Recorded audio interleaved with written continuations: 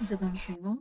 பரமண்டலங்களில் இருக்கிற எங்கள் பிதாவே, உம்மை புகழ்கிறோம், உம்மை மகிமைப்படுத்துகிறோம். உம்முடைய பாதைகளை எங்களுக்கு போதித்தருளும்.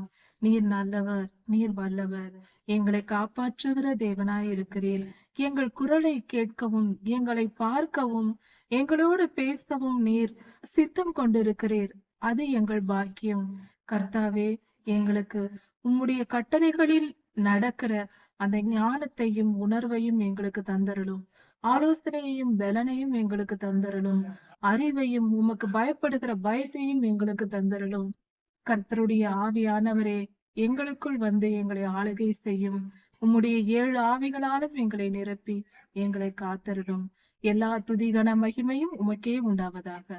ராஜாதி ராஜா இயேசுவாவின் நாமத்தினால் பிதாவே, ஆமேன். மாரநாதா.